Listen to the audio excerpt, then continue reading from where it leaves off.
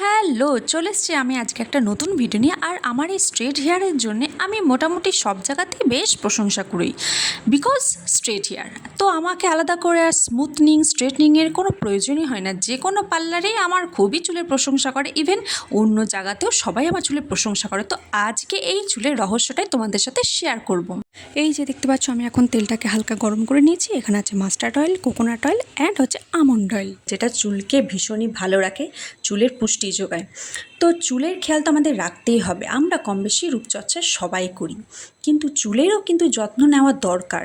কেন কি, চুল ড্যামেজ হয়ে গেলে কিন্তু আমাদের দেখতে ভালো লাগবে না, কারণ কেশই বেশ, তো কেশেরও যত্ন সমানভাবে নিতে হবে রূপচর্চার সাথে সাথে।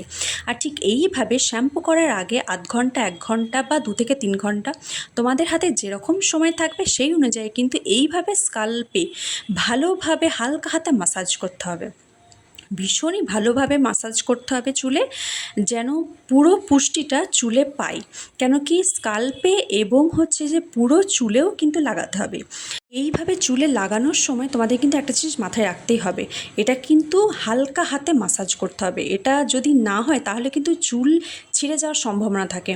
তো এটা ভীষণই হালকা হাতে মাসাজ করতে হবে। তোমাদের দেখে হয়তো মনে হতে পারে যে আমি হয়তো সেটা করছি না, কেন কি স্পিডটা একটু বাড়ানো আছে, তো সেটা কিন্তু নয়। আমি কিন্তু ভীষণই হালকা হাতেই মাসাজ করি। দেখতেই পাচ্ছ কি সফট, এমনিতে আমার চুল সফট, তারপরে তেল নিয়ে তো আরও সফট হয়ে গেছে। তো চলো দেখা হচ্ছে শ্যাম্পু করে। এই যে আমি চলে এসেছি শ্যাম্পু করে, আর শ্যাম্পু করে যেন মনে হচ্ছে চুলটা আরও সফট হয়ে গেছে। এমনিতেই এত নরম চুল, তারপর আবার আরও যেন মনে হচ্ছে হালকা সফট হয়ে গেছে।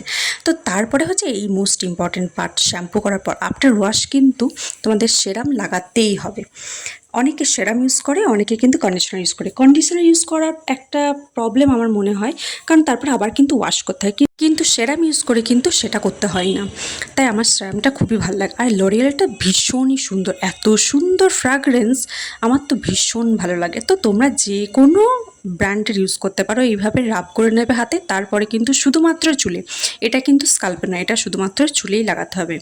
তো এই জন্য আমার ভীষণই ভালো লাগে, কারণ চুলটা যখন 80 থেকে 85% বা 70 to 80% যখন চুলটা ড্রাই হয়ে আসবে, তখনই কিন্তু সেরামটা ইউজ করতে হবে।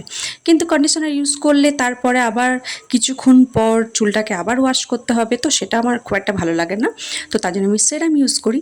আর সেরাম ইউজ করে দেখো চুলটা আরও মনে হচ্ছে পুরো পাখির পালক, এত সুন্দর নরম।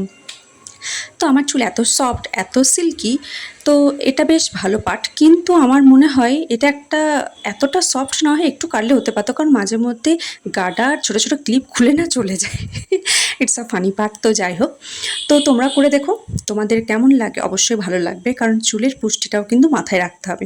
তো এখন তাহলে আসি, টাটা। দেখা হচ্ছে পরের কোনো ভিডিওতে। আর তোমরা কিন্তু অবশ্যই করো অ্যাপ্লাই। তো তোমাদের কেমন লাগলো সেটা অবশ্যই জানিও। এখন বাই।